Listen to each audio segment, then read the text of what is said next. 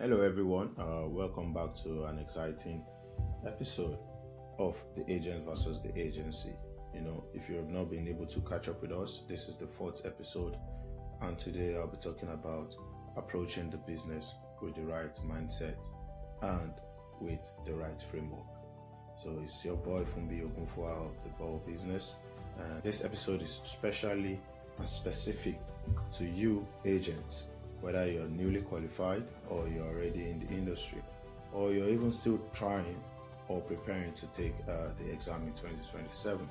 I would implore you to relax, enjoy, sit back. If you are on your way to the gym, if you are driving to work, if you are just taking your normal walk in the evenings, like I usually do, I would say this episode is one you don't want to miss. Yes, let's get into it. A lot of people have questioned, a lot of people have asked me, Fumbi, how should I start? Where should I start? When should I start? The business of the football agents or the agency business is like every other business, to be honest. What you just need to do is to approach it in the right way. There are different steps or levels to the business, and we'll be talking about four levels. The first level is what we call the foundational structure. So imagine you're building a house, and a lot of people think this is not important, or they say, I will do it later. If you're building a house, do you tell the builders that you're going to do the foundations later? Do you start from building, let's say, your first floor or your second floor before the foundation? So you see, it is not possible. So the only thing in the business world is a lot of us want to start building the windows, building the roofings without establishing a proper foundation. And like biblical illusion will say, if the foundation is weak, what can the righteous do? So if the foundation of your business is weak, what can you, an agent, what can you do? Also, still talking about structural foundation principle, you cannot build a foundation, or you cannot prepare a foundation for a three-story building and put a 10-story building on it. It is going to collapse one way or the other. So that is why the foundation is very, very important and is very crucial. So what are these foundations? It is not something so theoretical or something so hypothetically difficult to grasp. These are the things. Usually it's just three. What sort of business are you going to establish? Remember, this is a long lasting or a lifelong business in which you can transpose as you build. The first thing is to determine how you want to register your company. Do you want to register it as a private limited liability company? In US, they say an LLC. Is it a public limited liability company? Are you registering as a partnership with people? Or are you registering it as a sole trader? All of these things are very important. But for me, what I would recommend or I would advise is to register your company as a private limited liability company, because that sort of basic registration allows you in the future to branch out. So if you register your company as a private limited liability company, it's easy for you to get into partnership. It's easy for you to elevate your business in the future. And also, do you want to register it as first a naming company? For example, let's say the Ball Business Group.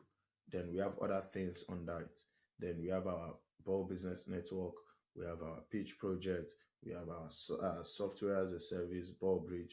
All of these are registered differently as a separate entity, but under the umbrella company, which is Ball Business. So you also need to think in systems as well. All of these things are what you should consider when you are registering your company. So now that is done, get an expert advice if you are looking at doing that or you need help with that. So now you've done that in the first level. So you've done level one, stage one, tick, register your company. Very important as well is to open a bank account. Oh, that's common sense, Fumbi. But trust me, a lot of people don't do that. And when it's time for them to even get paid, you see a lot of people have done so much work, and now it's time to get paid, and they're sending you their personal bank account. And we've seen instances where companies, clubs would not acknowledge that invoice. They would say we are not paying to an individual, and they ask you, "Are you not a company?" And they said, "No, I'm planning to register it tomorrow. Then I can get a bank account." Or they start running elter skelter, and they miss that payment window. So yes, of course, it is common sense, but a lot of us forget about that. So register your bank account with your business name. Then the third one is what we call digital footprint. So what is your digital footprint? For a very more short and precise answer, I would just say get a website at the very least. Get a website, get on LinkedIn, get on Instagram. So when somebody puts your company on Google, something comes up. Let's do a very very quick uh, test. So if you're listening and you are able to access your phone, just put your name on Google. Just type, Fumbi Ogunfua. Just type your name, John Jones. Just type your name, Shalewa or Babatope, and excuse me. Let's see what comes out. So also you need to do that for your company as well.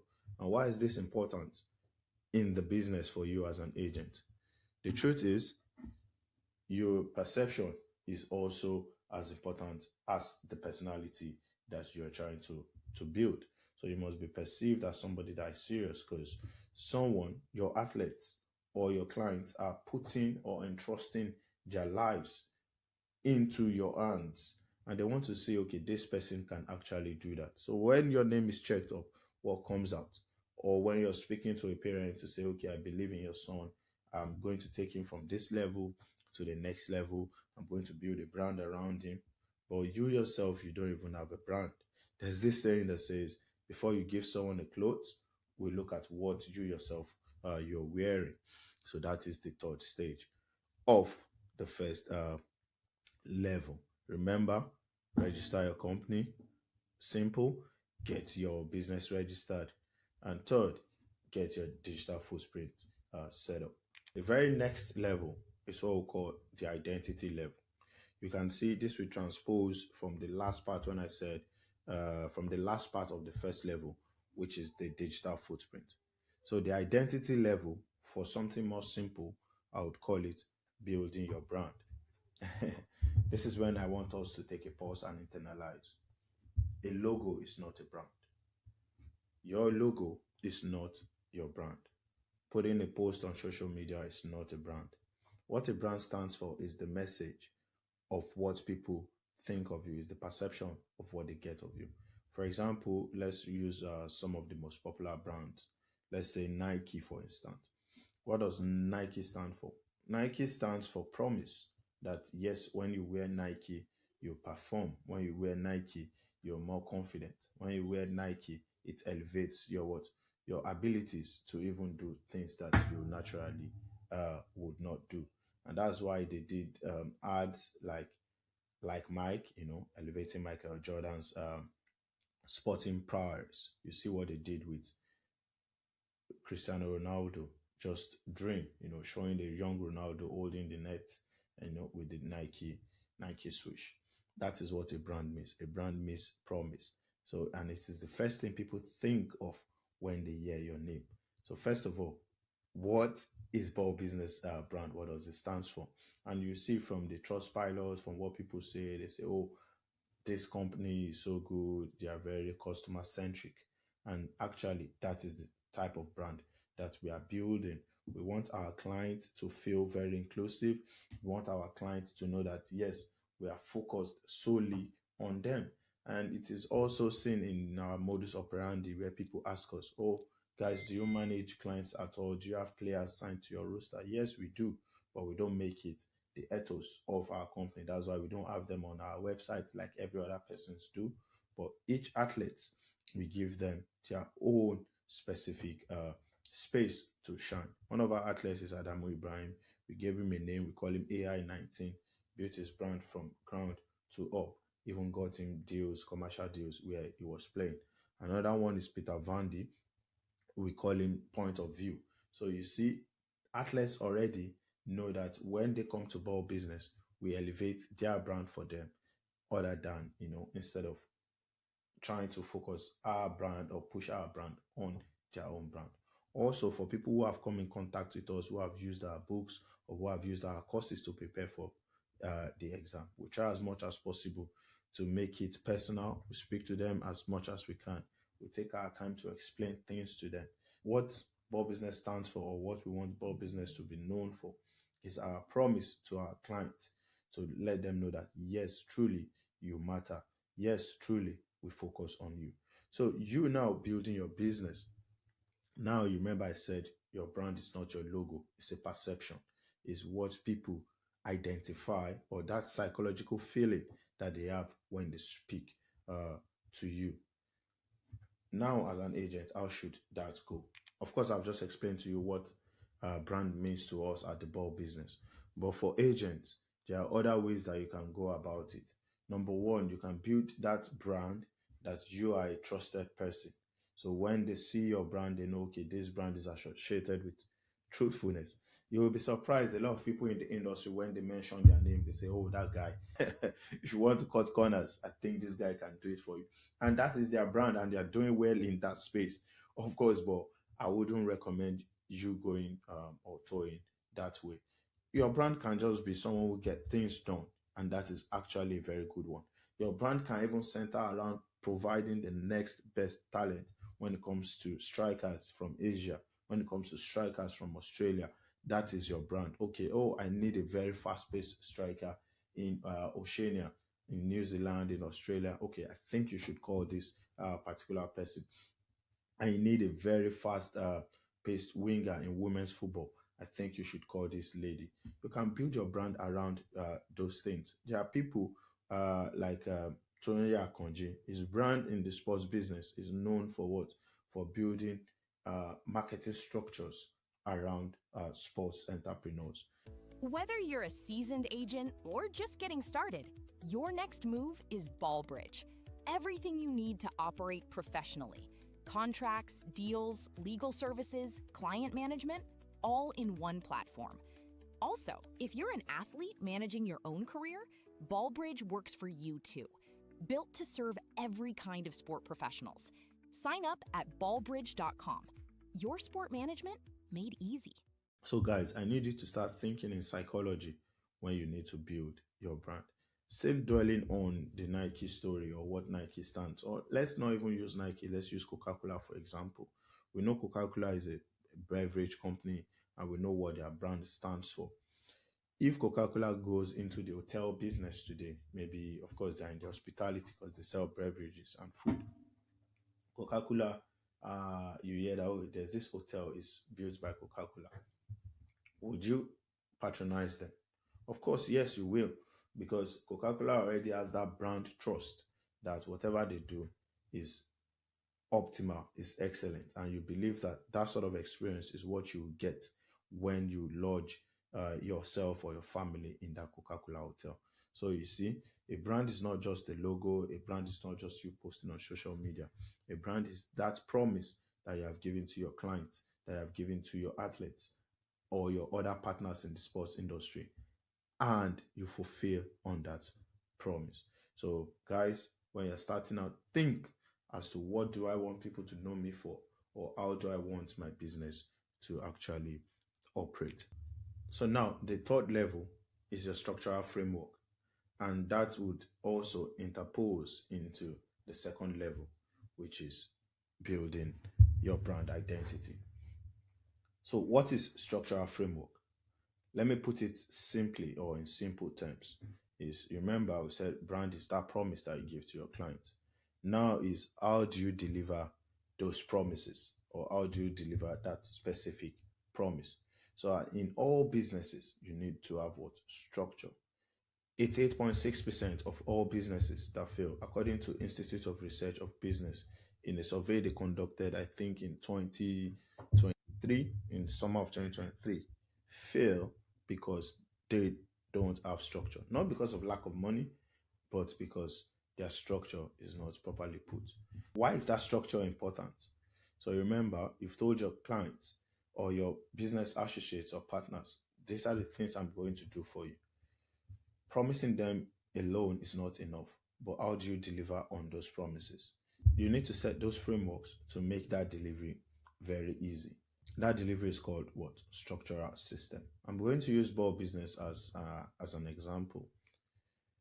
We already have what we call our ways of working, in which if you come into the company, those are the ethos you are going to read first. We already know what we do when we speak to a client. We already know what we do when a client, schedule an appointment. We already know what we do when we sign a new player. We already know what to do when the player is trying to get his mind around it and make a decision. We already know what to do when we are meeting with the parents of the players. If you come to us as well as clients to say, okay, you know what, Fumbi, I think there's an opportunity somewhere I want us to partner into doing or delivering this opportunity. We know what to do, we know when to do, we know what to say and when to say it. These are structures, down to even sending out the social media post. You need to put a structure in place. So when people come in or when people interact with you, they get that same similar experience. They get that same similar experience across board when they are dealing with you. Why do you think that is also very important? First, it increases trust because now they know that, okay, Fumbi is consistent with how it does his things. So then when somebody is also explaining to another person to say, okay, you know what, I need you to work with this company. This was my experience when I worked with them. The person they have recommended to work with you or the clients they've recommended to work with you through word of mouth is based off of someone's experience. So when that person is coming, the best thing you can do is for them to have similar experience because they are coming with that promise in mind. Remember, I said brand is a promise. So structures already put in place would make what someone has already told them about you become what? Consistent. Without structure, it is not there. So when that person comes and that structure is not in place, what is that person's testimony? Oh, you recommended me to this company or to this person, but what you told me you experienced is different from what I experienced. It will only be good testimony if they experience something better. But if it is below par because those structures are not in place, or when you attended to the first person, you were in a good mood, you were in a lively mood, that was why that person had that good experience. But now you are in a mood that, probably is not the same feeling you had when you delivered the first promise that you gave to that person or the first service you gave to the previous person, then it becomes inconsistent. But with structure, whether rain, whether sun, whether snow, that promise is delivered the same way across different customer client base, across different clients, across different states. And what intends build trust. And trust done consistently builds what? Reputation. And of course, reputation is the best thing that you can have in this industry. I mean, good reputation, of course. Reputation precedes you before you get into room. Reputation sits there when you leave the room. Reputation and brand is almost the same because, like I said, brand is the psychological effect of what people think about you. So you want to have that good reputation. And how can you build that good reputation? It's through consistent delivery of your brand promise, consistent delivery of good service. In terms, build trust, build reputation, and most importantly, it keeps you longer in the industry. The very first fruit from that building a structural framework is building what? Trust. Trust built consistently gives you reputation. Reputation gives you what? Loyalty. And that is what you need in this industry to function very well. Which all of this gives you the model to scale. Scalability comes from what? Consistency, which goes into the next framework, which is the fourth level. The fourth level, like we always call it, is the marathon level, is what we call the survivor level. And already thinking in systems, you need to also think long term. You want to build a company for as long as you can. Look at the frameworks in which Mino Raiola put in place. May so rest in peace. Mino Raiola had already gone, and his company still what exists. The Raiola agency still exists. Stellar Base, CAA, these are agencies that have been here for a very long time. You can look at Justifield, Jogi Mendes. This agency have been in existence since 1996, 1995, even though he made his breakthrough in 2003 when he had Cristiano Ronaldo from Sporting to Manchester United. And up until now, these agencies are still going headstrong. If they don't have all of these frameworks that we've discussed before, trust me, trust me, you might not hear of them today. Because, of course, you want to agree with me that there are other agencies that started just right around the same time that these agents that we celebrate today started their company. But one thing kept them in the game: the structures they've built and the psychological effect behind those structures is thinking long term. Like every other business, year in, year out, month in, month out, days in, weeks out, you might be throwing glasses.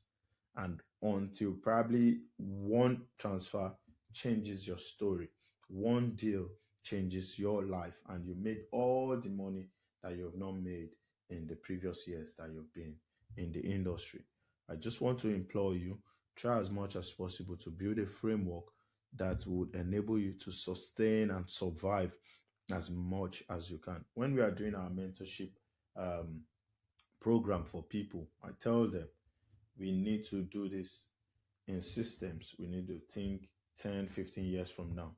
A lot of people, when they come to me or when we're having that discussion, they say, okay, next window, I want to do this. Next week, I'm like, okay, you know what? Relax.